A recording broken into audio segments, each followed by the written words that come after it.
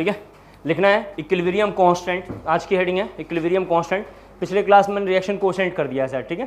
तो लिखना है आज की क्लास में equilibrium constant and its property, equilibrium constant and its property and factor affecting it, equilibrium constant and its property या कैरेक्टरिस्टिक, जो अच्छा लगे लिख लो, and factor affecting it, and factor affecting it. पहला पॉइंट लिखना है, ये अभी हम लिखेंगे लेकिन मतलब आज की 1.5 घंटे की क्लास में प्रूफ हो जाएगा। तो लिखना है फर्स्ट पॉइंट, लिखेंगे first point, equilibrium constant is not change, equilibrium constant is not change by addition of any material, by addition of any material, comma removal of any material, by addition of any material, comma removal of any material, comma change in pressure, change in pressure, comma change in pressure or volume, pressure or volume, change in pressure or volume, change in pressure or volume, and addition or removal of, and addition or removal of any reactant or product, addition or removal of any reactant and product, any reactant और product। मैंने भी पिछले class में बोला था आपको 2-3 class पहले, equilibrium को ब्रह्मा जी ने वरदान दे रखा है, कोई भी आएगा इक्विलिब्रियम को परेशान नहीं कर सकता है। थोड़ी देर के लिए इक्विलिब्रियम डिस्टर्ब होगा लेकिन इक्विलिब्रियम के साथ छेड़छाड़ नहीं कर सकता है, इक्विलिब्रियम फिर से अपने आप को अटेंड कर लेगा, ठीक है। उसमें लिखा हुआ है। हम लोग अभी थोड़ा ली चैटले प्रिंसिपल में देखेंगे, पहला फर्स्ट पॉइंट उसका जो इफेक्ट है वो यही है। चलिए दूसरा पॉइंट लिखना है, अभी आपको ये पता चल जाएगा कहाँ से आ रहा है। दूसरा पॉइंट लिखना है थोड़ा सा, equilibrium constant is also not disturb, equilibrium constant is also not disturb, is also लिखना आप लोगों ने, equilibrium constant is also not disturb by the addition of catalyst, by the addition of catalyst, by the addition of catalyst, by the addition of catalyst।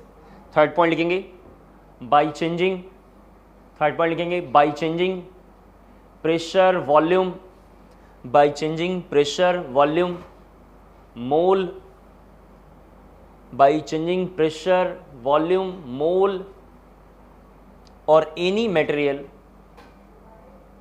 Pressure volume mole और any material,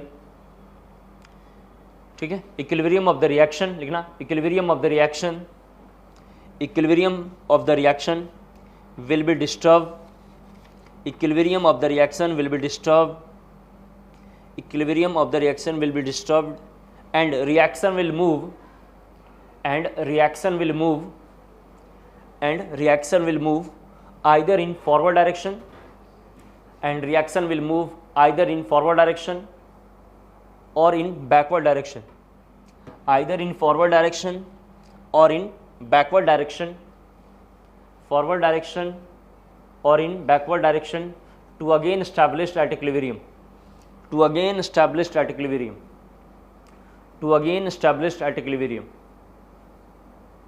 to again establish at equilibrium, to again established at equilibrium। अगला point लिखना है फिर से, no value of equilibrium constant, no value of equilibrium constant, no value of equilibrium constant depends on temperature, depends on temperature as well as, depends on temperature as well as stoichiometry of the reaction, temperature as well as stoichiometry of the reaction, stoichiometry of the reaction, ठीक है। First point थोड़ा लिखेंगे, fourth हमारा शायद ये point था, fourth में first point लिखना है टेम्परेचर। फोर्थ पॉइंट से फ्रिक्वेंटली क्वेश्चन है पास्ट ईयर्स में, तो फोर्थ पॉइंट में लिखा हुआ है टेम्परेचर। लिखेंगे इसमें टेम्परेचर में वेरिएशन ऑफ, लिखना है variation of equilibrium constant, variation of equilibrium constant with temperature, with temperature is given by, is given by, is given by, is given by, लिखना ये इक्वेशन लिखना है log KEQ2 by KEQ1 equal to delta H 2.303 R 1 minus T1 minus 1/T2। ये लिखना है थोड़ा सा आपको। Variation of equilibrium constant with temperature is given by, ये इक्वेशन लिखा हुआ है। हो गया जी।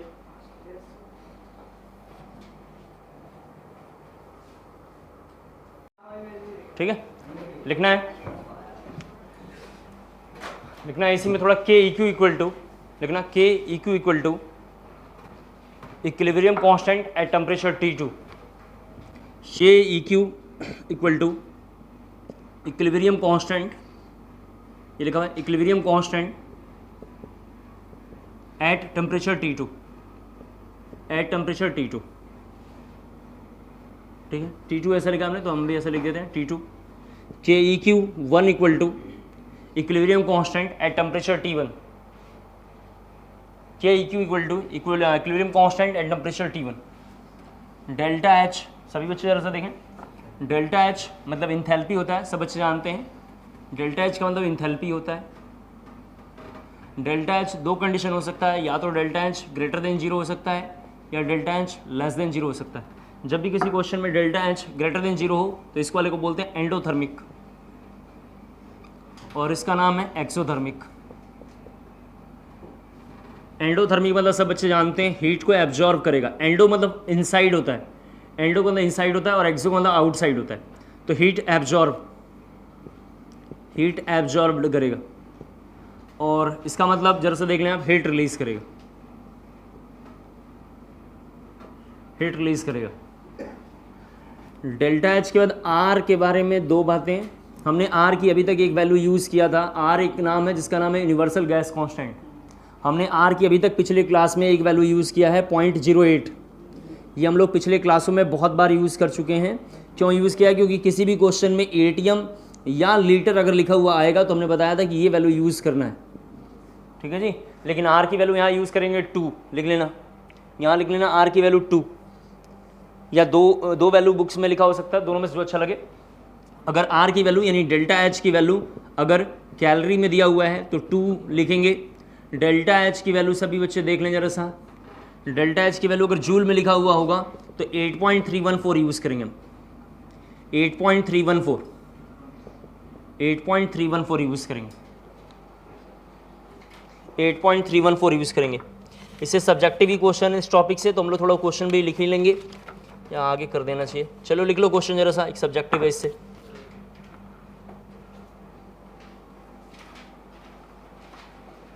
फोर्थ पॉइंट से फ्रिक्वेंटली बहुत क्वेश्चन है प्रीवियस इसमें, तो फोर्थ को ये हम लोग थोड़ा देखेंगे। बाकी 1, 2, 3 ऊपर के जो लिखे हुए वो आसान है, जो हमने 3 पॉइंट लिखा वो काम का नहीं है। फोर्थ पॉइंट में लिखना है क्वेश्चन एक लिखेंगे, equilibrium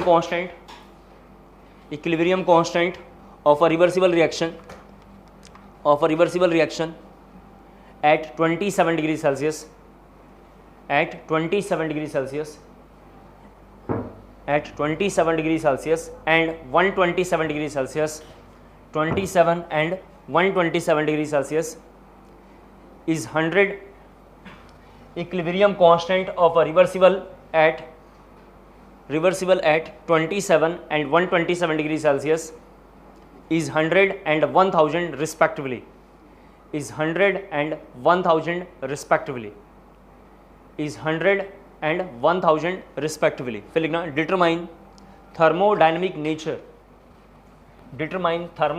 nature of the reaction और करके लिखना, और हीट ऑफ द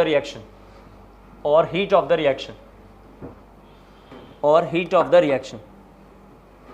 तो सभी बच्चे जानते हैं ये फॉर्मूला हमें वहाँ लिखना था, और इस फॉर्मूले में पहले लॉग लिखूंगा, ऊपर में कितना आएगा 1000, नीचे में कितना होगा 100। ठीक है जी, ये लिखा हुआ है। ओके, डेल्टा एच क्वेश्चन में निकालना है तो डेल्टा एच छोड़ देंगे। और सभी बच्चे जरा सा बताएं आर के जगह पे कौन सा डाटा लेना चाहिए जी? 2 लेना पड़ेगा। क्वेश्चन में पढ़ के देखिए कहीं कैलोरी वगैरह लिखा होगा कुछ ना कुछ। क्वेश्चन में दोबारा बोल रहा हूँ कि equilibrium constant of a reversible reaction at 27 and 127 degree Celsius is 100 and 1000 respectively. फिर हम बोला determine thermodynamic nature of the reaction. ठीक है, तो इस तरीके से रख लेंगे। अब सब बच्चे समझ गए होंगे। यहाँ पे कितना रखना पड़ेगा 2 एंड द हीट टेम्परेचर यहाँ पर रखेंगे। पहले 27 ऐड करेंगे तो 300 हो जाएगा, क्या कहते हैं आप लोग, और 127 ऐड करेंगे तो कितना हो जाएगा 400 हो जाएगा। इसके बाद सब बच्चे जानते हैं कैलकुलेशन थोड़ा डिफिकल्ट होगा तो 0.03 हटा देंगे। जरा से यहाँ पे देख लेंगे 0.03 हटा लेंगे। 0.03 अब काम करनी है हमारे पास 2.3 × 2 कर लेंगे, ठीक है। ये जरा पहले लिख लीजिए आप, फिर मैं बोलता हूँ, ठीक है। हो गया, कैसे करेंगे इसके बाद, ये log 10 हो जाएगा, क्या कहते हैं आप लोग, ये log 10 की वैल्यू होती है 1 शायद, ठीक है जी। और यहाँ पे लिखेंगे डेल्टा एच, ये 4.6 हो जाएगा, नीचे देख लीजिए जरा सा 4.6 हो जाएगा। और इधर में सब बच्चे जानते हैं ऊपर में कितना लेना पड़ेगा 100, इसको सॉल्व करेंगे तो 100/300 - 400, सही है सर, ठीक है। ऐसा हो जाएगा, कितना करना चाहिए 100 और कितना करना चाहिए 300 × 400, सही है सर। इसको सॉल्व करेंगे तो सर डेल्टा एच की वैल्यू यहाँ से फाइंड आउट हो जाएगा। ऑप्शन में मेरे हिसाब से 5520 लिखा हुआ है, 5520 कैलोरी, जो भी आएगा देख लेना। मेरे हिसाब से डेल्टा एच का ऑप्शन में सीधा रख देता हूँ 5520 कैलोरी। ये भी प्रीवियस का क्वेश्चन था, मैंने पिछले किसी बैच में किया नहीं था, अब इस बार थोड़ा हमने कर दिया। 5-6 क्वेश्चन मैंने पिछले बैचेस से हटा लिए थे, लेकिन अब मैं थोड़ा आपको अच्छे से वो भी करवा दूंगा। हो गया, लिखना है थोड़ा। इसके बाद अगला पॉइंट लिखना है, इफ इक्विलिब्रियम कांस्टेंट लिखना। If equilibrium constant increases, if equilibrium constant increases, if equilibrium constant increases on increasing temperature, on increasing temperature, on increasing temperature, then reaction will be endothermic, then reaction will be endothermic, then reaction will be endothermic. And if it decrease, and if it decrease on increasing temperature, and if it decrease on increasing temperature, then reaction will exothermic, then reaction will exothermic, then reaction लिखा आप लोगों ने will exothermic, that is लिखना, that is endothermic reaction, that is endothermic reaction, endothermic reaction at high temperature, लिखा बोलूँ endothermic reaction suitable at high temperature and exothermic reaction suitable at low temperature, suitable at low temperature and exothermic reaction suitable at low temperature. Stoichiometric, जरा सा देखें यहाँ पे, stoichiometric of the reaction, stoichiometric of the reaction, B point A. सब बच्चे जरा सा देखें थोड़ा सा, इससे भी बहुत क्वेश्चन है, ऐसा कहीं लिखा हुआ है ए और बी, सब बच्चे थोड़ा सा देखें।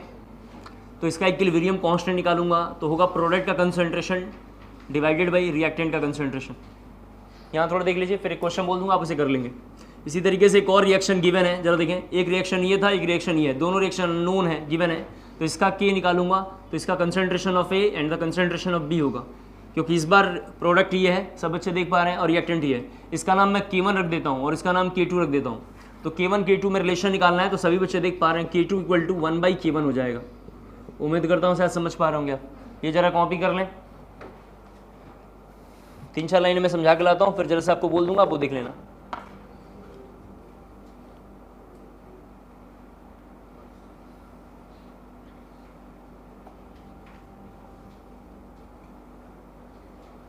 क्या दिखाई दे रहा है, लिखेंगे on reversing any reversible reaction, on reversing any reversible reaction, on reversing any reversible reaction, its equilibrium constant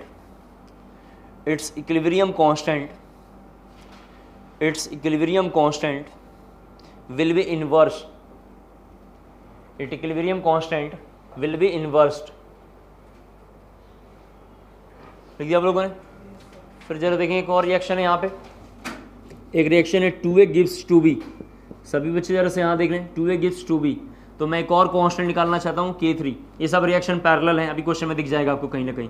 तो B का पावर 2 हो जाएगा और A का पावर भी कितना हो जाएगा, 2 हो जाएगा। इस बात को हम लोग ऐसे भी लिख सकते हैं, concentration of B and the concentration of A का होल स्क्वायर। मैं इस पूरी बात को ऐसा भी लिख सकता हूँ, सब बच्चे देखें, K3 इक्वल टू, ये जो पूरा डाटा आया हुआ है ये है, क्या कहते हैं आप लोग, तो मैं लिख सकता हूँ K1 का स्क्वायर। ठीक है, ये लिखना है जरा जल्दी से आपको, थर्ड रिएक्शन। 5 रिएक्शन लिखना है जिसमें से ये थर्ड है। स्टाइचियोमेट्री से प्रीवियस ईयर्स में जेईई मेंस में बहुत क्वेश्चन है, आप देखेंगे तो थोड़ा आइडिया आ जाएगा।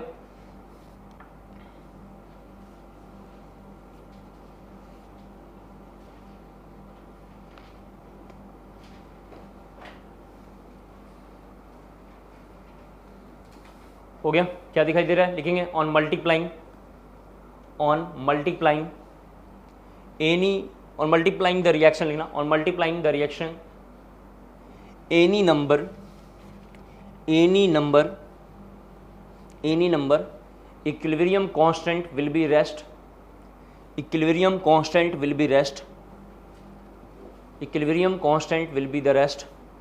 on multiplying the reaction by any number equilibrium constant will be rest by the power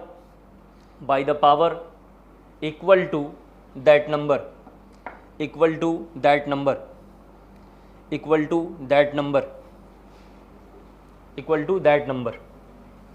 देखिए अगला रिएक्शन लिखा हुआ है C gives D।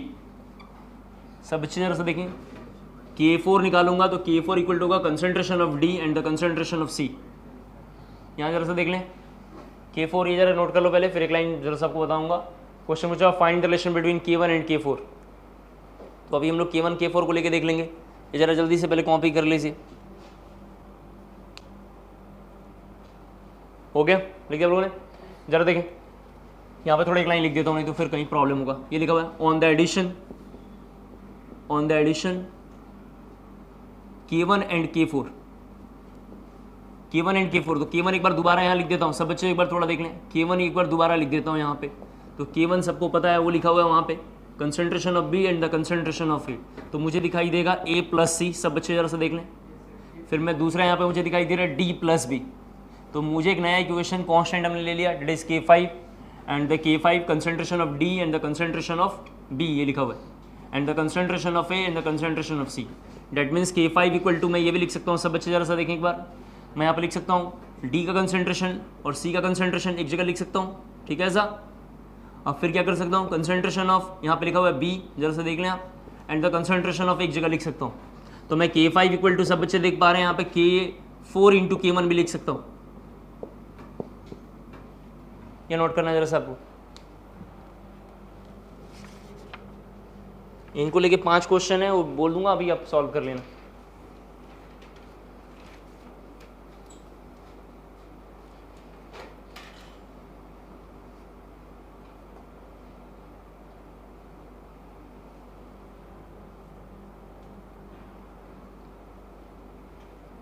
हो गया, लिखना है ऑन एडिंग, लिखेंगे on adding to reaction their equilibrium constant will be multiplied, their equilibrium constant will be multiplied, their equilibrium constant will be multiplied, their equilibrium constant will be multiplied। हो गया, इसे rough करता हूँ।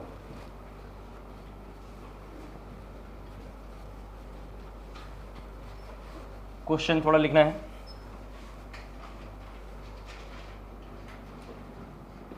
ये rough कर लें।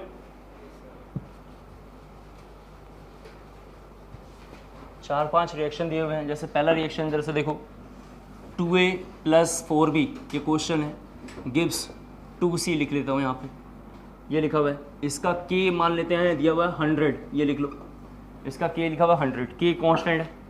यहाँ पे दूसरा इक्वेशन है 3D गिव्स 3 और इसका K लिखा हुआ है 27, ये एक इक्वेशन है, 2 इक्वेशन पहले दिया हुआ है। उसके बाद क्वेश्चन लिखना है आपको, थोड़ा लिखा हुआ है यहाँ पे 3C लिखा हुआ है, सॉरी ये 2 बार D नहीं हो सकता है, सॉरी ये 3C लिखा हुआ है, 3C gives 3D. क्वेश्चन है find out equilibrium constant in the following. Find out equilibrium constant in the following. Find out equilibrium constant in the following. First यहाँ लिखा हुआ है, जरा सा देखें. थर्ड लिखा हुआ है D gives E. Third second ये लिखा हुआ है D gives C. इसका लिखा हुआ है A plus 2B gives C. Fourth थोड़ा इंपॉर्टेंट है क्योंकि फोर्थ थोड़ा मुश्किल है, ये तीन बहुत आसान थे. फोर्थ लिखा हुआ है C plus E plus A D plus 2B. Fourth थोड़ा सा मुश्किल है, बाकी तीन आसान है, हमने लिख दिया बस.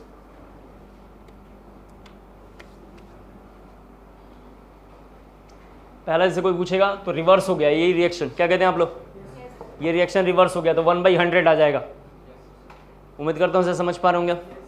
जैसे पहले का K का आंसर था 1/100, क्योंकि ये रिएक्शन रिवर्स हो गई है तो 1/100 आ जाएगा. 100 का पावर -1, एक ही बात है दोनों.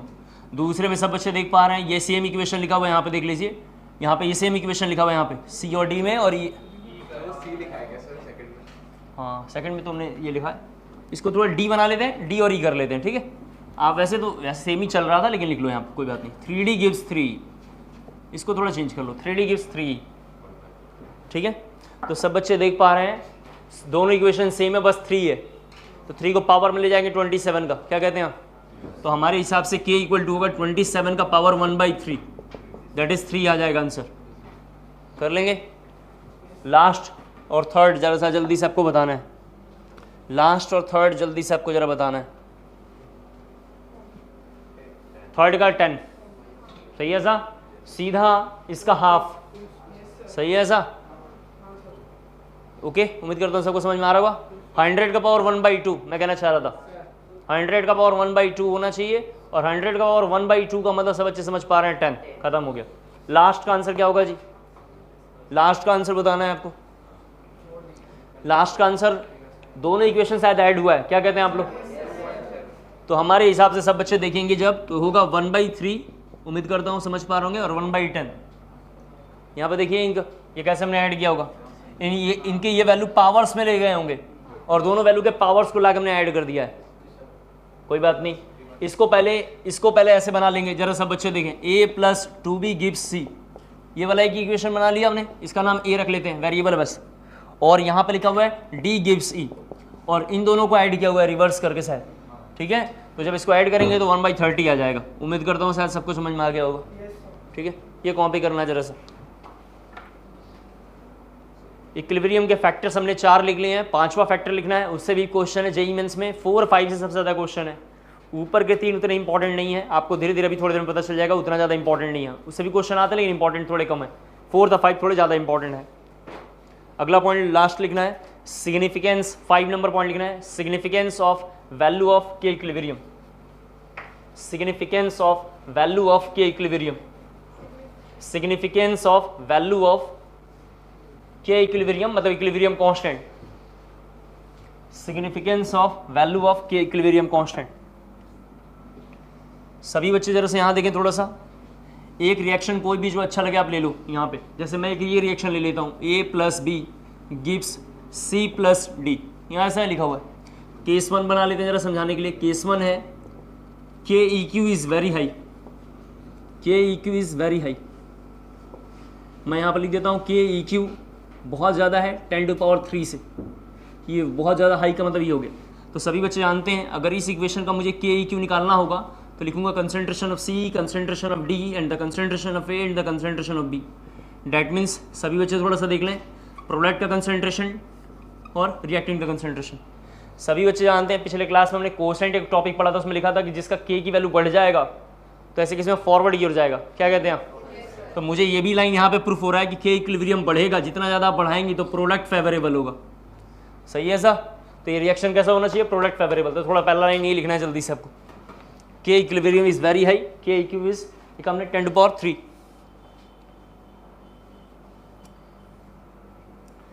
जैसे जैसे K इक्विलिब्रियम की वैल्यू बढ़ाएंगे तो प्रोडक्ट की वैल्यू बढ़ जाएगा, यानी प्रोडक्ट बहुत ज़्यादा बनेगा और रिएक्टेंट उसका बहुत ही कम होगा. प्रोडक्ट बहुत ज़्यादा बनेगा और रिएक्टेंट इज़ वेरी लो, यानी product is very high, books में लिखा है रिएक्टेंट इज़ वेरी लो, तो हमने सीधा ये लाइन यहीं पे समझा दी आपको। हो गया। लिखना है थोड़ा इसमें एक line, higher is the value of, लिखना है higher is the value of K equilibrium, higher is the value of K equilibrium indicate that higher is the value of K equilibrium, higher is the value of K equilibrium indicate that the reaction is product favorable, the reaction is product favorable, that is the reaction is product favorable, that is almost all of the reaction, that is almost all of the reaction, that is almost all of the reaction are converted into product, almost all of the reaction are converted into product, that is फिर लिखना that is product is more stable than reactant, product is more stable than reactant। लिख दिया आप लोगों ने। दूसरा case 2 चलेंगे, इसके बाद हम थोड़ा देखेंगे। केस 2 में लिखना है कि EQ इज़ वेरी लो। ये तो हमें लेना ही नहीं था, लेकिन फिर भी हम समझाने के लिए ले रहे हैं, आप समझ गए होंगे आप। और जैसे सभी बच्चे यहाँ पे देखें के EQ लेस देन का मतलब ये हो गया, मैं सीधा सीधा रिएक्शन में पता अच्छे से ये R लिख देता हूँ और यहाँ पे सीधा प्रोडक्ट लिखता हूँ, तो सब बच्चे समझ गए होंगे के EQ इस तरीके से बनेगा। और यहाँ लिखा हुआ प्रोडक्ट का कंसेंट्रेशन और रिएक्टेंट का ये, तो के EQ की वैल्यू बहुत कम है, इसका मतलब प्रोडक्ट कम होगा, तो मैं लिख देता हूँ कंसेंट्रेशन ऑफ प्रोडक्ट बहुत ही कम होगा, तो लो लिख देता हूँ इधर, और concentration of reactant very high होगा। उम्मीद करता हूँ शायद सब लोग समझ गए होंगे। इस लाइन को देख के बात पता चल रहा है सभी बच्चों को कि इस कंडीशन में कभी भी जो रिएक्शन में जो भी रिएक्शन है आपके पास, वो कभी प्रोडक्ट बनना ही नहीं चाहता है। क्या कहते हैं आप? अगर ये वैल्यू बहुत ज़्यादा है, ये वैल्यू बहुत अगर ज़्यादा है, इसका मतलब ये आगे की ओर शिफ्ट होना ही नहीं चाहता है, और आगे की ओर शिफ्ट होना नहीं चाहता मतलब क्या, प्रोडक्ट बनाना नहीं चाहता है। तो लिखना है, थोड़ा समझ लें, लिखेंगे low value of K equilibrium, low value of K equilibrium is indicate that reactant is more stable than product, reactant is more stable than product, that is it does not want to convert into product, so reaction will reactant favorable, that is it does not want to convert into product, so reaction will, क्या लिखा आप लोगों ने, reactant favourable, फिर लिखना उसी में extent of the reaction, extent in forward direction लिखना, एक्सटेंट इन फॉरवर्ड डायरेक्शन या extent of the reaction in forward direction लिखना। Extent of the reaction in forward direction is very less, extent of reaction लिखा आप लोगों ने in forward direction is very less, आगे जाना ही नहीं चाहता रिएक्शन, इज वेरी लेस। इसके बाद पूरे चैप्टर का लास्ट टॉपिक जिसका नाम है ली चैटलियर प्रिंसिपल, ये लिखेंगे ली चैटलियर प्रिंसिपल, ली चैटलियर प्रिंसिपल। लास्ट इस टॉपिक का नाम है ली चैटलियर प्रिंसिपल। ली चैटलियर प्रिंसिपल क्या है? घर में कोई छोटा बच्चा है बस, ली चैटलियर प्रिंसिपल ने क्या बोला है जरा देख लीजिए एक बार सब बच्चे। यहाँ पे सबको पता है कि आपने यहाँ पे H2 और I2 लिया, सब बच्चे जरा सब बोर्ड पे देख लें। हमने ये रिएक्शन शुरू में लिया था, अब हमें समझ में आ जाएगा। ये दोनों रिएक्शन चलना शुरू कर रहे हैं, दोनों मॉलिक्यूल आके यहाँ बनेंगे, और जैसे ही यहाँ प्रोडक्ट बनेगा, प्रोडक्ट बनने के बाद ये सिंगल लाइन में कन्वर्ट हो जाता है। इसका मतलब इस सिस्टम में इक्विलिब्रियम आ गया। और फिर सभी बच्चों को पता है इक्विलिब्रियम ऑटोमेटिक आएगा, इसको आप रोक नहीं सकते हैं। तो इक्विलिब्रियम को रोकने के लिए दो ऑप्शन है, या तो कंपनी बंद कर दें, जो आप खोल रहे हैं वो तो पॉसिबल नहीं है, धोखा देने से वो वजह है वो। और दूसरा एक और सबसे बेहतरीन रास्ता क्या है कि प्रोडक्ट को या इस पूरे इक्वेशन को कहीं ना कहीं बेवकूफ़ बना दें। तो बेवकूफ़ बनाने के लिए एक नाम है ली चैटलियर प्रिंसिपल। घर में छोटे बच्चों को, अगर वो घर पे पहले टीवी भी देख रहे हैं, उनसे बोलेंगे रिमोट दे दो, रिमोट ही नहीं देगा आपको। तो उसको बेवकूफ़ बनाने के लिए रिमोट मत देना, तुरंत रख देता वहाँ पे। देखा आपने घर में ऐसे, और घर के कई वाले बच्चे, मान लो जैसे कोई आपके घर पे कोई गेस्ट वेस्ट आ गया तो आप बोलेंगे जरा जाके पानी लेकर आ, नहीं जाएगा, और उससे कई बार ऐसे बोलते हैं पानी लेकर बेटा बिल्कुल मत आना, दौड़ के जाता ला के रख देता है। तो बेसिकली बस यही काम करना है, इसको बेवकूफ़ बनाना है। क्या करना है, जैसे ही यहाँ प्रोडक्ट बनेगा, जैसे ही यहाँ प्रोडक्ट बनेगा, मान लो जैसे कंटेनर में प्रोडक्ट बन रहा है, और जैसे ही प्रोडक्ट बनेगा हम कंटेनर को चेंज कर देंगे, तो ये रिएक्शन इसके बाद आगे की ओर जाएगी नहीं, आगे की ओर नहीं जाएगा, मतलब सभी बच्चे समझ पा रहे हैं इक्विलिब्रियम इसमें नहीं आएगा। दूसरा चॉइस क्या है, एक बार मैं इधर से अमाउंट बढ़ा दूँ, जैसे ही थोड़ी देर इसे अमाउंट बढ़ाऊंगा तो हमने जहाँ इक्विलिब्रियम का भी थोड़ी देर पहले मैंने प्रॉपर्टी लिखा था, तो फर्स्ट या सेकंड प्रॉपर्टी में हमने लिखा है कि इसका थोड़ी देर बाद अगर प्रॉपर्टी आप बढ़ाते रहेंगे या इसका कोई ना मोल मास कुछ ना कुछ बढ़ाते रहेंगे तो थोड़ी देर के लिए इक्विलिब्रियम डिस्टर्ब होगा, लेकिन फिर से अटेंड कर लेगा। तो जो थोड़ी देर के लिए डिस्टर्ब हो रहा होगा उसी में इसको बेवकूफ़ बना लेंगे हम। क्या करेंगे, इधर कंटिन्यूअस बार बार इधर बढ़ाते रहेंगे, रिएक्टेंट में हम मोल बढ़ाते रहेंगे, जैसे बढ़ाएंगे ये इक्विलिब्रियम अटेंड करने की कोशिश करेगा, तब तक फिर से इधर से मोल बढ़ा देंगे। क्लियर हुआ है सबको? और इसी का नाम है ली शटले प्रिंसिपल। और इसने ये सब जो चेंजेस किए हैं, क्या क्या चेंजेस कर सकता है ये जरा सा देखो, प्रेशर में चेंजेस कर सकता है, और क्या कर सकता है, वॉल्यूम में कर सकता है, क्योंकि दोनों बातें सेम है। सही है सा, ये दोनों बातें सब बच्चों को दिखाई दे रहा है, सेम है। इसके बाद ये मोल या मास बोल सकते हैं हम, तो मोल मास भी दोनों सेम है, इसको हम कंसंट्रेशन बोल सकते हैं। देख रहे हैं आप यहाँ पे, मैं एक एक करके समझा दूंगा, आप देखें फिर ये कर सकते हैं। इसके अलावा देखें जरा सभी बच्चे, इनर्ट मटेरियल के बारे में भी हम थोड़ा कर सकते हैं।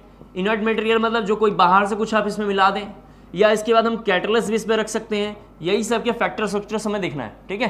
तो लिखना है ली शटले प्रिंसिपल, पहले हमारी हेडिंग है। ली शटले प्रिंसिपल में लिखना है इक्विलिब्रियम स्टेट, ली शटले प्रिंसिपल में लिखना है आपको equilibrium state of any reversible reaction, equilibrium state of any reversible reaction is the most stable state. Equilibrium state of any reversible reaction is the most stable state, and if any change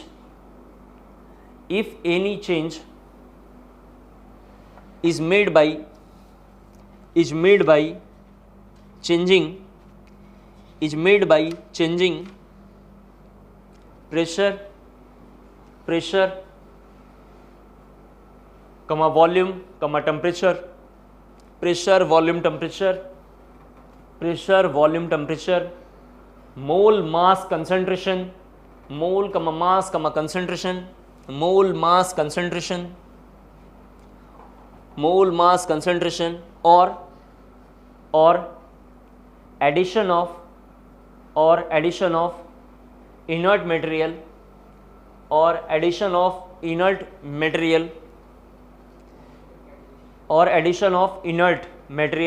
then equilibrium of the reaction will be disturbed,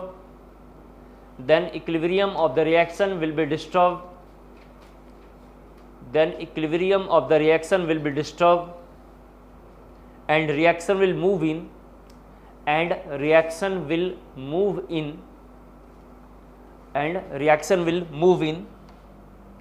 the direction such that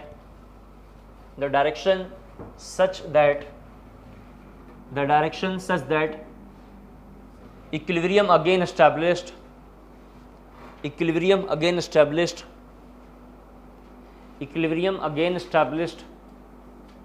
and the effect change is nullified, and effect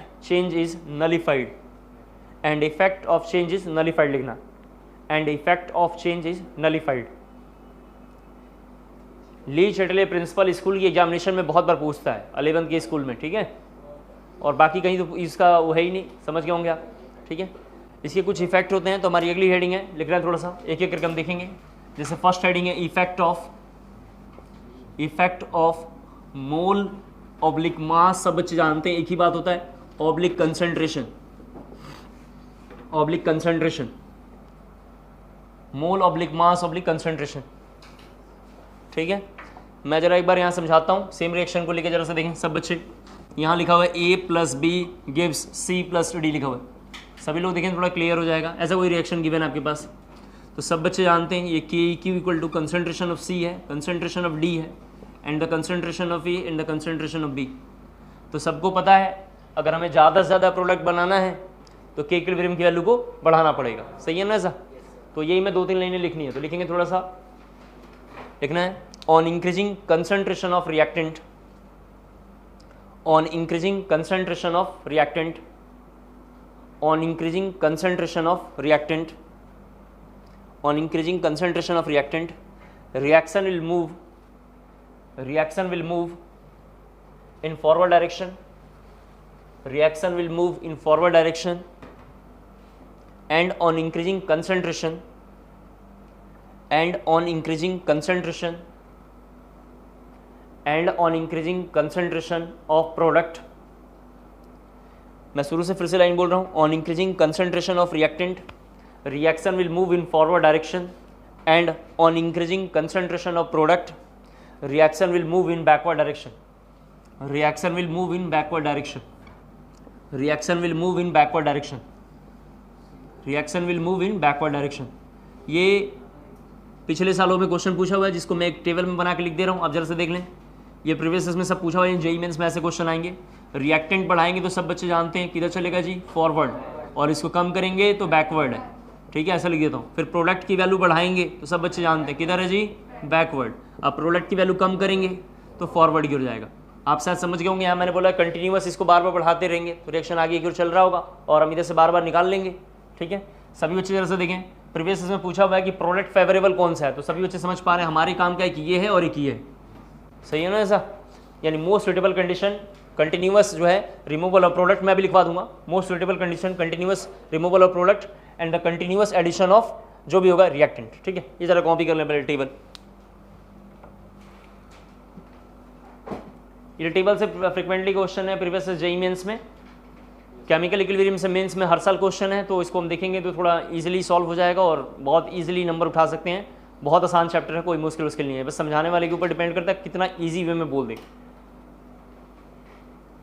हो गया, लिखेंगे थोड़ा. Most suitable condition, most suitable condition in term of concentration, most suitable condition in term of concentration, most suitable condition in term of concentration, in term of concentration for any reversible reaction, for any reversible reaction, in term of concentration for any reversible reaction is increase the concentration of reactant, is increase the concentration of reactant, is increase the concentration of reactant and continuous removal of product, and the continuous removal of product, and the continuous removal of product,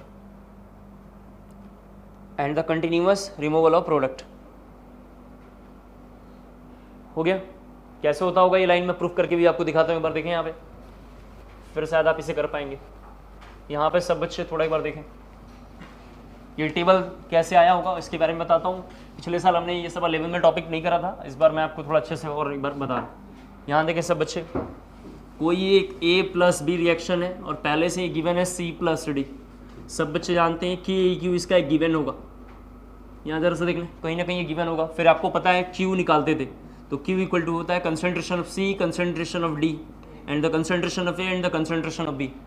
फिर power over कम रहता है, उधर volume shift करते हैं. Power ज़्यादा है, समझ रहे हैं, उधर बार प्रेशर लेकर आते हैं. ये सब मैंने पढ़ लिया, खत्म हो गया. सही है ना सर. सब बच्चे देखें, अगर मैं इसकी वैल्यू बढ़ाऊंगा, ध्यान से देखें, इसकी वैल्यू मतलब किसकी वैल्यू बढ़ा रहे हैं, रिएक्टेंट की वैल्यू बढ़ा रहे हैं. रिएक्टेंट की वैल्यू बढ़ाऊंगा तो शायद Q की वैल्यू कम हो जाएगा.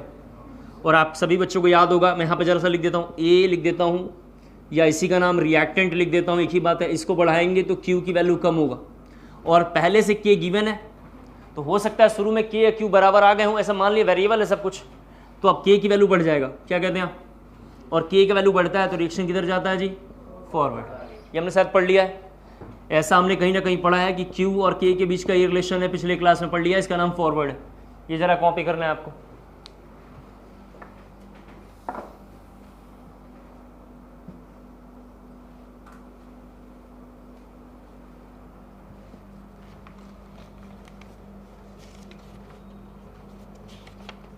तीन चार क्वेश्चन इससे प्रीवियस के हैं, बोल देता हूँ, आप एक दो कर लेंगे तो ठीक रहेगा.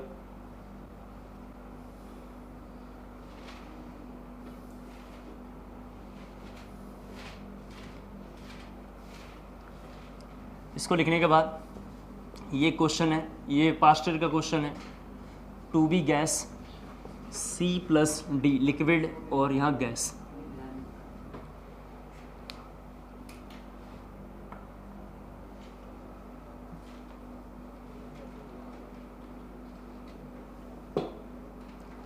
ये पास्ट ईयर का क्वेश्चन है।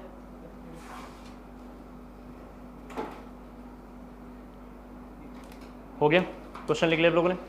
लिखना है, ये लाइन लिखने के बाद लिखना है this reaction is already at equilibrium, this reaction is already at equilibrium, this reaction is already at equilibrium, is already at equilibrium. फिर लिखना equilibrium of the reaction, equilibrium of the reaction will be disturbed, equilibrium of the reaction will be disturbed and at new equilibrium constant and at new equilibrium constant and at new equilibrium constant of B, capital B यहाँ लिखा हुआ है B is double to initial concentration, is double to initial concentration, is double to initial concentration at equilibrium, is double to या double of equilibrium constant, sorry double of initial concentration लिखा आप लोगों ने at equilibrium। फिर लिखना what will be the new concentration of C, what will be the new concentration of C, what will be the new concentration of C at equilibrium, at equilibrium, at equilibrium compared to original equilibrium, compared to original equilibrium, compared to original equilibrium, what will be the new concentration of C at equilibrium compared to original equilibrium। Answer इसका उसी में छिपा हुआ था, लेकिन आप एक बार देख लें। ओवरली इसको कैलकुलेट किया जा सकता था, लेकिन मुझे लगता है मैं इसको सॉल्व कर लेना चाहिए। हाँ 4 टाइम इसका आंसर है। कि सी इक्वल टू, सब बच्चे ज़रा से देखें, मैं लिखूंगा कंसंट्रेशन ऑफ सी, सब बच्चे ज़रा से देख लें, ऐसा लिख सकता हूँ, and the concentration of B का पावर 2। फर्स्ट इक्विलिब्रियम शायद हमारे हिसाब से समझ में आ गया होगा आपको, लिख सकते हैं ऐसा। इसके बाद क्वेश्चन में लिखा हुआ है दोनों बराबर है, सब बच्चे ज़रा सा देख लें, ये दोनों बराबर है, ठीक है। फिर लिखा हुआ है concentration of C and the concentration of B का पावर 2, ये सेकंड इक्विलिब्रियम की पोजीशन है, सेकंड इक्विलिब्रियम, ठीक है। बाकी जो डाटा है उसको रख देंगे, बाकी जल्दी से जरा सा पढ़ लीजिए। क्वेश्चन में लिखा हुआ है डबल बढ़ रहा है शायद, जरा से देख लें। तो अगर किसी बच्चे ने इसको y मान लिया, सब बच्चे जरा से देखें, और नीचे वाले को x ले लेते हैं, तो ये y तो एज इट इज रहेगा, लेकिन ये डबल हो रहा है तो 2x का स्क्वायर हो जाएगा, ठीक है जी। ऐसा तो सब बच्चे जब देखेंगे यहाँ से तो आंसर तो इजीली निकाल लेंगे, 4y आएगा, ठीक है। अगर आप दोनों y को लेकर कंफ्यूज हो रहे हैं तो इसको डैश मान लीजिए, हमने इसको डैश मान लिया, तो y डैश इक्वल टू मैं लिखूंगा 4y, 4 टाइम्स इसका आंसर था। ओरली कैलकुलेट किया जा सकता था, सभी बच्चे समझ पा रहे हैं, ये रखा यहाँ पे, ये नोट कर लेना जरा सा आपको। बाकी क्वेश्चन इजी है, आप कर लेंगे।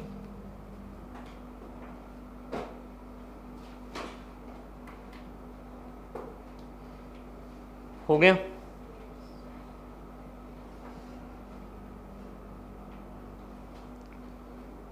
सेकंड लिखना है effect of pressure, effect of pressure, effect of pressure, effect of pressure. Rough कर रहा हूं इधर, ठीक है। सभी बच्चों को पता है कि प्रेशर जो है इनवर्सली प्रोपोर्शनल टू वॉल्यूम होता है। एक बार जरा बोर्ड पे देखें प्लीज, प्रेशर जो होता है इनवर्सली प्रोपोर्शनल टू वॉल्यूम होता है। फिर सभी बच्चों को पता है कि 3 केसेस हैं, एक ये केस था, शायद पिछले क्लास में पढ़ रहे थे, एक ये केस था, आप जानते हैं, एक केस ये था। तो मैं कहना चाह रहा हूँ ये 3 केसेस एक बार इसके लिए पढ़ेंगे और ये 3 केसेस एक बार इसके लिए पढ़ेंगे। तो मैं केवल ये वाला आपको बताऊंगा और आप भी इसी को बस ध्यान से देखना, और जब एग्जाम में अगर ये पूछेगा तो इसी को उल्टा कर देंगे, ठीक है ना जी, एक ही बात है वैसे। तो थर्ड लिखना इफेक्ट ऑफ वॉल्यूम, दोनों साथ में लिख लो। इफेक्ट ऑफ प्रेशर लिखा हमने, फिर लिखना इफेक्ट ऑफ वॉल्यूम। हम लोग प्रेशर को देख लेंगे या वॉल्यूम को, जिसको बोलोगे। अभी जैसे कहीं और पढ़ा रहा था, वहाँ बच्चों ने बोला वॉल्यूम बताइए, तो मैंने वॉल्यूम को बताया, आप जिसको बोलोगे मैं उसको कर सकता हूँ। तो हम थोड़ा सा भी देखेंगे, इफेक्ट ऑफ केवल प्रेशर देखेंगे। लिखना है इसमें थोड़ा, to know the effect of pressure oblique volume, to know the effect of pressure oblique volume, to know the effect of pressure oblique volume, pressure या वॉल्यूम जो उसको आप रखना चाहें, we should know the type of reaction, we should know the type of reaction, we should know the type of reaction, we should know the type of reaction, that is लिखना ये first point, ये लिखना है, that is का first point ये लिखना है। Case 1 यहाँ लिखा हुआ है, जरा सब बच्चे देखें। केस 1 का अगर हम एग्जाम्पल लिखें तो H2 + I2, सभी बच्चे जरा सा देख लें, गिव्स 2HI यहाँ पर लिखा हुआ है, और सभी को पता है कि यहाँ पे इसका QP निकालूंगा, जरा से एक बार देखो, और QP इक्वल टू सब बच्चे जानते हैं मोल ऑफ HI लिख देते हैं, जरा सा देखो, मोल ऑफ HI का power 2, mole of H2 into mole of I2, ये लिखना है थोड़ा सा जल्दी से, mole of H2 mole of ये लिखा हुआ है, ठीक है। सभी लोगों को पता है कि डेल्टा Ng 0 में Kp Kc दोनों बराबर होते हैं, इसका मतलब एक बात एकदम क्लियर हो गया, इस पर कोई इफेक्ट नहीं होगा, इस पर वॉल्यूम का भी कोई इफेक्ट नहीं है और प्रेशर का भी कोई इफेक्ट नहीं है। तो जल्दी से लिख लीजिए, और एक लाइन बस ये लिखना है,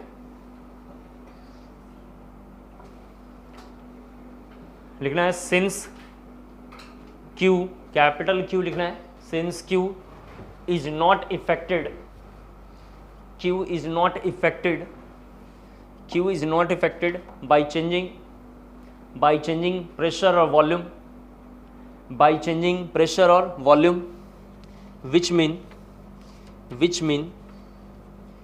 equilibrium of the reaction, which mean equilibrium of the reaction is not affected, equilibrium of the reaction is not affected, so delta Ng equal to 0, equilibrium of the reaction is not affected, so delta Ng equal to 0, ठीक है। Type of reaction, so delta Ng equal to 0, type of reaction are independent from pressure और volume,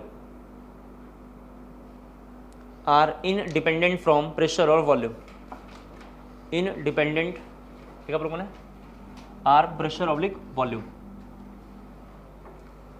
rough करता हूँ इधर, ठीक है। यहाँ देखें सभी बच्चे, दूसरा लिखना है delta Ng less than 0, case 2 लिखना है delta Ng less than 0, case 2 लिखना है delta Ng less than 0, delta Ng less than 0 में सब बच्चे जानते हैं ये केस 2 है हमारा,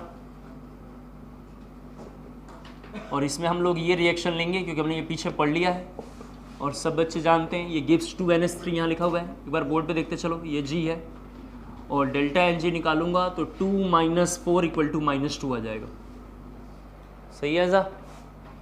थोड़ा देखो यहाँ पे सभी लोग, इसका QP निकालूंगा तो QP इक्वल टू, बोर्ड पे प्लीज़ ज़रा सा देखें एक बार, यहाँ पे होगा मोल ऑफ NH3 का पावर 2, नीचे mole of N2 into mole of H2 का पावर Q। सभी बच्चे देख पा रहे हैं नीचे में पावर 4 है, ऊपर में पावर 2 है, तो वॉल्यूम ऊपर गया होगा, अगर वॉल्यूम को देखेंगे तो। आप प्रेशर हम देख रहे हैं तो प्रेशर कहाँ आएगा, नीचे, प्रेशर नीचे आएगा, और कितना आएगा इन दोनों का डिफरेंस, तो 2। और फिर सब बच्चे जानते हैं यहाँ पे टोटल मोल लेना है, ठीक है जी, और टोटल मोल लेकर जो आएंगे, तो मैं टोटल मोल अभी जानता नहीं हूँ तो मैं सीधा NT लिख देता हूँ, तो ये NT भी कितना होगा, स्क्वायर होगा, सही है सा। इसका मतलब मुझे जरा सा देखो, अगर रिलेशन निकालना है QP वगैरह में, तो सब बच्चे जानते हैं, दो बातें थोड़ा इस बार सुन लें सभी बच्चे, KC या KP के केसेस में, जिसको भी आप देखना चाहें, KC और KP का मोल जो होता है इक्विलिब्रियम पे बराबर होता है, एन इक्विलिब्रियम बराबर होता है, जो यहाँ निकालेंगे आप, ठीक है। ये क्या है, टोटल मोल एट इक्विलिब्रियम, यहाँ लिख देता हूँ, ये लिखा हुआ है टोटल मोल एट इक्विलिब्रियम। इसके बाद जरा मुझे ये समझाना था, सब बच्चे जानते हैं Q और K ऐसा रिलेशन होता है तो फॉरवर्ड गिर जाता है, इसका मतलब ये हो गया, सभी बच्चे देख पा रहे हैं, कंटिन्यूअस अगर प्रेशर हम बढ़ाएंगे, प्रेशर बढ़ाने पे सब बच्चे जरा से देख लें, ये सब मेडिकल में आता है, JEE मेंस में क्वेश्चन आते हैं, प्रेशर बढ़ाएंगे तो QP की वैल्यू कम हो जाएगा, और QP कम होगा तो K की वैल्यू बढ़ा हुआ दिखाई देगा, इसका मतलब सब समझ रहे हैं कि ये फॉरवर्ड गिर जाएगा। इसका मतलब ये होगा कि मुझे अगर अमोनिया की फैक्ट्री खोलनी होती, एक क्लास 12 P ब्लॉक में भी क्वेश्चन है, सेम क्वेश्चन, वहाँ पे बच्चों को रटा दिया जाता है, यहाँ से ये रीजन गया होगा, अगर मुझे अमोनिया की कंपनी खोलनी है और मैं चाहता हूँ कि मैक्सिमम प्रोडक्ट बन जाए, ऑफकोर्स यही मैंने लिखा है 5 नंबर पॉइंट में, फैक्टर फैक्टिंग में, चाहता हूँ ये सब कुछ प्रोडक्ट में कन्वर्ट हो जाए, इसके लिए मुझे ये लाइन लिखना पड़ेगा, हाई प्रेशर लो वॉल्यूम।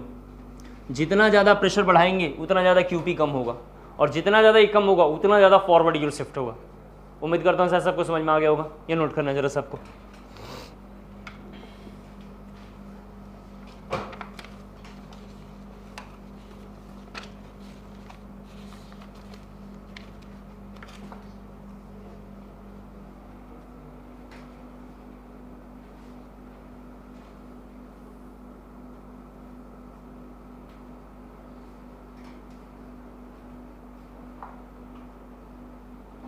हो गया, लिख लो एक line. So delta N G less than zero type of reaction, so delta N G less than zero type of reaction, so delta N G less than zero type of reaction, ठीक है, are best suitable at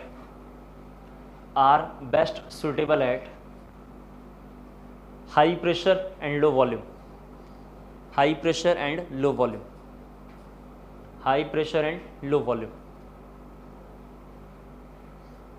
case third जरा से एक बार इसका देखते हैं। Case third होगा delta N G greater than zero, तो सभी बच्चे देखेंगे जब N2O4 गिव्स 2NO2। ये लाइन थोड़ा रफ कर लेता हूँ, आप समझ गए होंगे। ये दोनों गैसियस फेस में है, सब बच्चे जरा सा देखें। And the here delta N G equal to 1, सही है सा। QP निकालेंगे सब बच्चे जरा सा देखें एक बार, तो मोल ऑफ NO2 का स्क्वायर मोल ऑफ N2O4, नीचे में पावर कम है, वॉल्यूम नीचे आया होगा अगर वॉल्यूम में रिस्पेक्ट देख रहे हैं तो आप। अब प्रेशर कहाँ जाएगा, ऊपर, दोनों का डिफरेंस 1 है, लिख देंगे। और नीचे टोटल मोल है, total mole is the variable, पता नहीं है टोटल मोल, अभी मैं थोड़ी देर में 5 मिनट में पता चलेगा कहाँ से आता होगा, अभी देखेंगे। NT ये हो गया, इसका मतलब सब बच्चे समझ पा रहे होंगे। अगर हम P को बढ़ाएंगे, ध्यान से देख लो, P बढ़ाएंगे तो QP डायरेक्टली प्रोपोर्शनल है, तो QP भी बढ़ेगा, और QP बढ़ेगा तो K पहले से गिवन था, अब वो कम हो जाएगा। क्या कहते हैं आप, अब ये कम होगा तो रिएक्शन किधर आएगा, बैकवर्ड की ओर आएगा। इसका मतलब हो गया कि मुझे कंपनी बंद करने के लिए थोड़ी ना खोलना था कि बस नाम चल रहा है और खूब बड़े बड़ा कंपनी है, जैसे राहुल गांधी जी की कंपनी है हारेल्ड नाम है उसका, बस पब्लिक के सामने है कि हारेल्ड बहुत बड़ी कंपनी है लेकिन चल ही नहीं रही, लॉस में है। तो अब ऐसा तो कंपनी खोला नहीं हमने कि बस कंपनी दिख रहा है, बड़ा बड़ा बैनर पोस्टर दिख रहा है, कंपनी बंद हो जाए। हमें मैक्सिमम प्रोडक्ट बनाना है, प्रोडक्ट बनाने के लिए बैकवर्ड की ओर जा रहा होगा। इसका मतलब सब बच्चे समझ गए होंगे, लो प्रेशर लाना पड़ेगा और हाई वॉल्यूम लाएंगे। अगर ये लेकर आएंगे तो आगे की ओर बार बार शिफ्ट होगा। जितना प्रेशर कम होगा QP कम होगा, QP कम होगा K बढ़ेगा और बैकवर्ड से फॉरवर्ड की ओर चला जाएगा। ये नोट करना जरा जल्दी से आपको।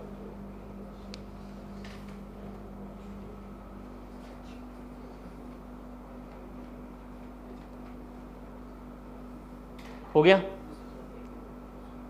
लिख लीजिए, थोड़ा आप बंद कर दीजिए उसे, फिर थोड़ी देर में चला लिया जाएगा, आवाज़ उसकी बहुत ज़्यादा आ रही है, ठीक है। लिखना है, so delta N G greater than zero, so delta N G greater than zero type of reaction, so delta N G greater than zero type of reaction are best suitable at क्या होना चाहिए, low pressure and high volume, क्योंकि हमें अपनी company को बंद नहीं करना है, तो लो प्रेशर एंड हाई वॉल्यूम लिखेंगे।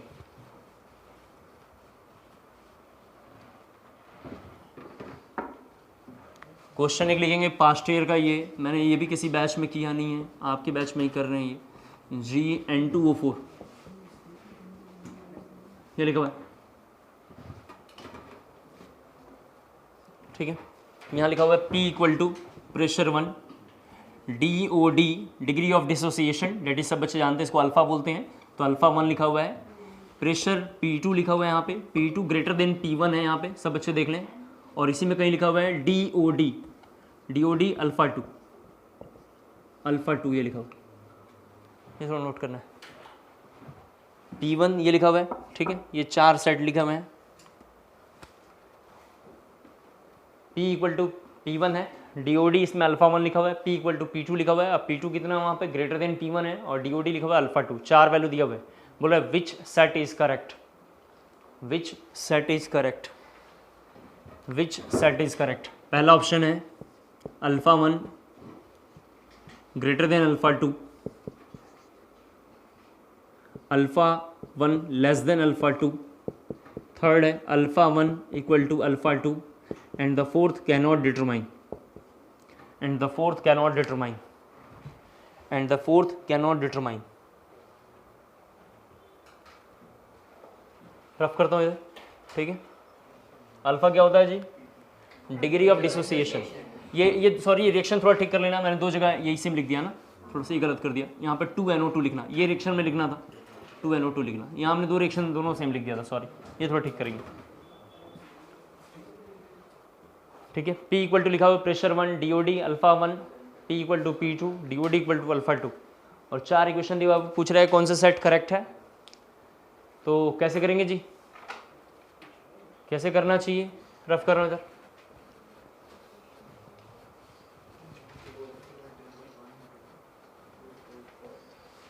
कैसे करेंगे बताइए अब।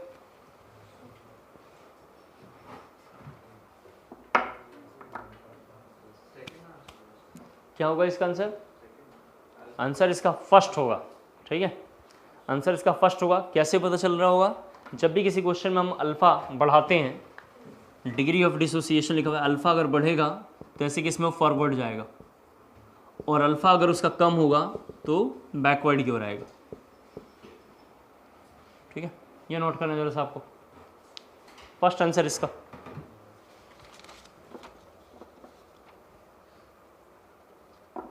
बहुत सारे इस पे क्वेश्चन है, एक बार थोड़ा एक और लिख लो, फिर जहां आपको डाउट आएगा वो भी बताऊंगा। एक और क्वेश्चन है, DOD degree of dissociation, DOD at 2 atm pressure, DOD at 2 atm pressure, DOD at 2 atm pressure is half, is 1/2, then calculate, is half के बाद लिखना है, then calculate the pressure at which, then calculate, देखा लोगों ने, the pressure at which if DOD will be 3/4, if DOD will be 3/4, if DOD will be 3/4, if degree of dissociation will be 3/4। Same equation लिखा हुआ है ये, ठीक है, same reaction है ये। क्या रिएक्शन है? N2O4 gives 2NO2, N2O4 gives 2NO2, N2O4 gives 2NO2।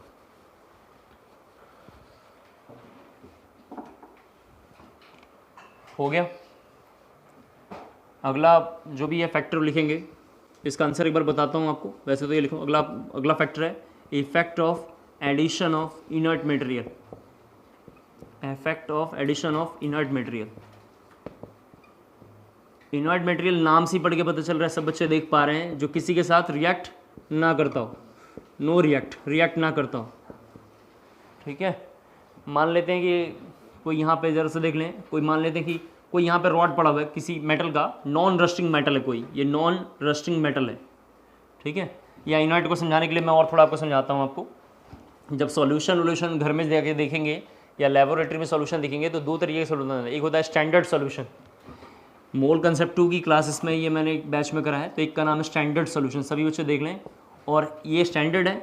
और दूसरा होता है, मतलब ये प्राइमरी सॉल्यूशन था बेसिकली, ये प्राइमरी है तो इसको स्टैंडर्ड मानते हैं, और नॉन स्टैंडर्ड एक दूसरा होता है।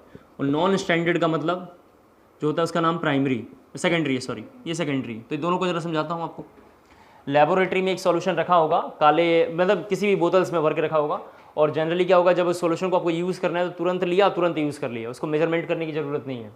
नॉन स्टैंडर्ड का मतलब अगर सॉल्यूशन आपने छोड़ दिया, स्टैंडर्ड में क्या खासियत है, आज कल 1 साल बाद, 10,000 साल बाद, 1,00,000 साल बाद भी सॉल्यूशन को अगर यूज़ करोगे तो मेजर करने की जरूरत नहीं, उतना ही रहेगा, उसके मोल मास वॉल्यूम में कोई भी चेंजेस नहीं आएगा। ये लेबोरेटरी में +2 की जो है जाके देखेंगे तो लैबों में कराते हैं टेस्ट वगैरह। नॉन स्टैंडर्ड का मतलब ये हुआ कि आपने कोई सॉल्यूशन लिया और उसको जब भी आपको यूज़ करना है तो उसको मेजरमेंट में लेना पड़ेगा, उसमें वॉल्यूम बढ़ जाएगा, उसका मास बढ़ जाएगा, कुछ ना कुछ बढ़ता होगा। तो क्या होता होगा, मान लिया हमने यहाँ पे कोई एक ऐसा एग्जांपल समझाने के लिए, रॉड है जो नॉन रस्टिंग है, ये किसी के साथ रस्ट नहीं करता है, तो इसका शुरू में वेट हमने देखा होगा, तो वेट आ गया x, और इस पर कुछ डस्ट पार्टिकल आ गए, डस्ट बैठने लगा। डस्ट एक इनर्ट है जिसके साथ रिएक्ट नहीं कर रहा है, क्यों इनर्ट है, क्योंकि ये नॉन रस्टिंग है। जब बैठेगा तो इसका वेट सभी बच्चे जानते हैं y हो जाएगा, और y बढ़ जाएगा एज़ कम्पेयर टू x। सही है ऐसा? तो मुझे बात समझ में आ रहा है कि इनर्ट मटेरियल आने से उस सबस्टांस में कोई रिएक्शन नहीं होगा, उस सब्सटेंस में केवल टोटल मोल बढ़ेगा, क्योंकि पहले से उसमें मोल था और नया आ गया तो उसका मोल को बढ़ाएगा। अब मोल बढ़ाएगा तो कुछ ना कुछ चेंजेस होगा, जिसको लेके हम धीरे धीरे डिटेल में डिस्कस करेंगे। क्लियर हो गया? लिखना है थोड़ा सा, एडिशन ऑफ, लिखा आप लोगों ने, effect of addition of inert material. Effect of addition of inert material में लिखना है आपको, any material which does not, any material which does not, any material which does not, any material which does not react with, which does not react with, which does not react with any of the reactant or product, which does not react with any of the reactant or product, which does not react with any of the reactant or product, reactant or product present in the solution, present in the reaction या solution present in the reaction, present in the reaction is known as inert material, is known as inert material, is known as inert material. Second point लिखना है, on addition of inert material, on addition of inert material total number of moles increases, total number of moles increases, total number of moles increases. Third point लिखना है, to know the effect, to know the effect of addition of, to know the effect of addition of, addition of inert material, addition of inert material, type of reaction, type of reaction, bracket में लिखेंगे delta N G, bracket में लिखेंगे delta N G, as well as, bracket close करके लिखना है, as well as, delta N G का bracket close करके लिखना है, एज वेल एज स्टोइचियोमेट्री या एज वेल एज कंडीशन लिखना, as well as condition should be check, as well as condition should be check, as well as conditions should be checked, as well as conditions should be checked. पहला condition है volume, first condition वहाँ पे लिखना है आपको volume, जरा से यहाँ देखें वॉल्यूम, ठीक है। तो इनर्ट मटेरियल के आने से वॉल्यूम में कोई भी चेंजेस नहीं होगा, ठीक है। तो लिखना है थोड़ा सा उसमें आपको,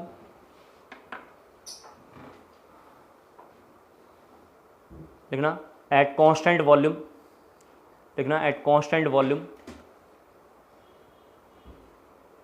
ठीक है, एट कांस्टेंट वॉल्यूम, कमा देख लिखना, no N O, no addition of, no addition of inert material, ठीक है, no addition of inert material, ठीक है, ऑफ लिखना थोड़ा सा वहाँ पे, addition of inert material at लिखना, एट कांस्टेंट वॉल्यूम, ठीक है, कोई चेंजेस होने वाला नहीं है।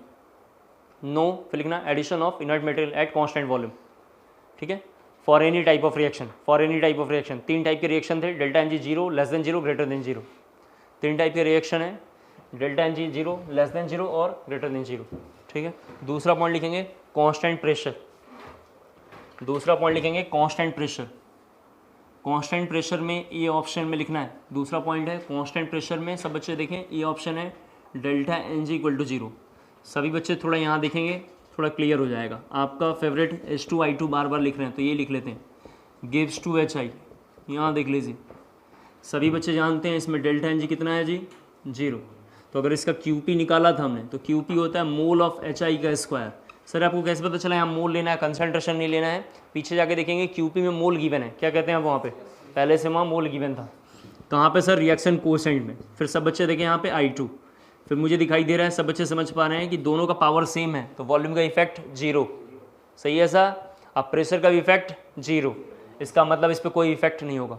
फाइनली मैं केवल एक लाइन लिखता हूँ, नो इफेक्ट, समझ जाएंगे आप, कोई इफेक्ट नहीं होगा। दूसरा बी ऑप्शन में देखेंगे, बी ऑप्शन में delta N G less than zero ले लेते हैं, सेम एग्जाम्पल N2 + 3H2, यहाँ पर जरा से देख लें 2NH3, आपने पहले ही बोल दिया कि सर प्रेशर कांस्टेंट है, सभी बच्चे जानते हैं इसमें डेल्टा एन जी -2 है, फिर सबको पता है इसका QP निकालूंगा, और QP इक्वल टू अमोनिया का स्क्वायर, मतलब मोल ऑफ अमोनिया का स्क्वायर, ये लिखा हुआ है मोल ऑफ अमोनिया का स्क्वायर। और आपने खुद बोला है कि इसमें प्रेशर कांस्टेंट है, जरा सब लोग देखें यहाँ पे, एक जरा सा देख लोगे तो दूसरा अपने आप क्लियर हो जाएगा। H2 का पावर Q, जरा से यहाँ देखें, जब पावर ऊपर में 2 है तो वॉल्यूम ऊपर में क्या होगा, अब प्रेशर कहाँ आया होगा, नीचे में।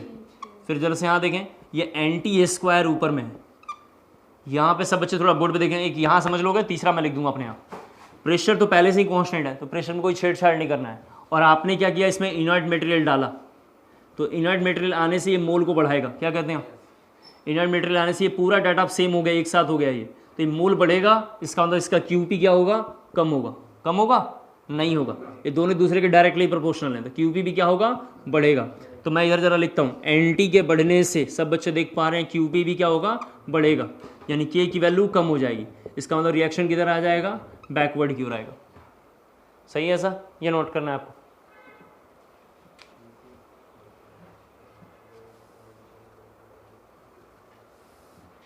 और डेल्टा एनजी लेस देन 0 आप जानते ही हैं क्या होने वाला है उसमें, डेल्टा एनजी लेस देन 0 में, ठीक है। लेस देन 0 का ये रहा, ग्रेटर देन 0 में फॉरवर्ड की ओर होगा। ग्रेटर देन 0 का कोई भी एग्जाम्पल रख सकते हैं जो आपको अच्छा लगता हो। मैंने N2O4 का लिखा है, तो वही N2O4 का जरा आपको समझा देता हूँ फिर से। ये हमने देख लिया, इसका इफेक्ट कुछ भी नहीं है, पहले का इफेक्ट कुछ भी नहीं है, दोनों का इफेक्ट है, तो इन दोनों के बारे में हमने देख लिया। दूसरा सब बच्चे यहाँ पे देख पा रहे हैं सी ऑप्शन, सी ऑप्शन में डेल्टा एनजी ग्रेटर देन 0, तो ये वाला ले लेते हैं क्योंकि थोड़ा छोटा है, तो थोड़ा लिखने में कंफर्ट फील होता है, आप समझ पा रहे हैं।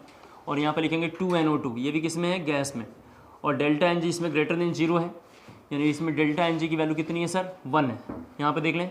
एंड द QP इसका निकालेंगे तो NNO2 का पावर 2 आ जाएगा, सभी बच्चे देख पा रहे हैं, और NN2O4 आ जाएगा।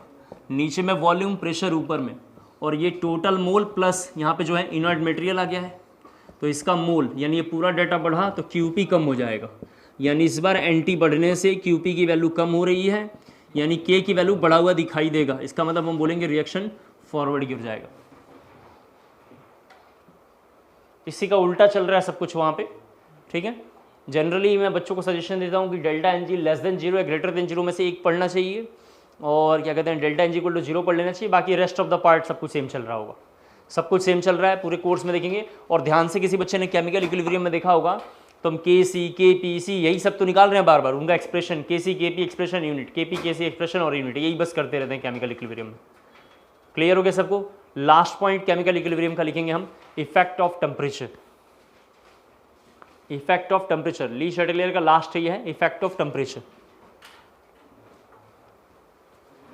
इफेक्ट ऑफ टेम्परेचर लिखेंगे, to see the effect of temperature, to see the effect of temperature, to see the effect of temperature we should know the thermodynamic nature, we should know the thermodynamic nature, we should know the thermodynamic nature, that is delta H of the reaction, that is delta H of the reaction, that is delta H of the reaction।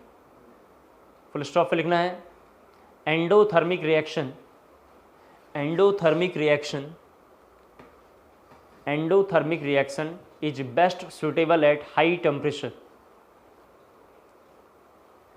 endothermic reaction is best suitable at high temperature, while exothermic reaction, while exothermic reaction is best suitable at low temperature, while exothermic reaction is best suitable at low temperature. लिख दिया आप लोगों ने, low temperature. फिर लिखना full stop के बाद paragraph जैसे चेंज करके लिखना, if in case delta H is not given, if in case delta H is not given, if in case delta H is not given, then दो word question में given होता है, association या dissociation. Then लिखना if association, then को लिखना if association, तो दो लोग जब एसोसिएट होंगे इसका मतलब वहाँ से एनर्जी रिलीज होगी, क्या कहते हैं, if association then delta H equal to out लिखना, इफ एसोसिएशन, ठीक है, that is delta H equal to out, मतलब डेल्टा एच आउट होगा वहाँ से। और इफ़ डिसोसिएशन, ठीक है, इफ़ डिसोसिएशन मतलब एनर्जी क्या करेगा, इनसाइड लेगा, तो डेल्टा एच क्या लिखेंगे, इन। तो डेल्टा एच इन का मतलब शायद उसका नाम एंडोथर्मिक था, मैंने पढ़ाया था थोड़ी देर पहले आपको। तो डेल्टा एच लिखेंगे इन का मतलब हुआ एंडोथर्मिक, कर लेंगे शायद। तो ये केमिकल इक्विलिब्रियम हमने पूरा कर लिया है, ठीक है, इतना बहुत है केमिकल इक्विलिब्रियम में, ठीक है।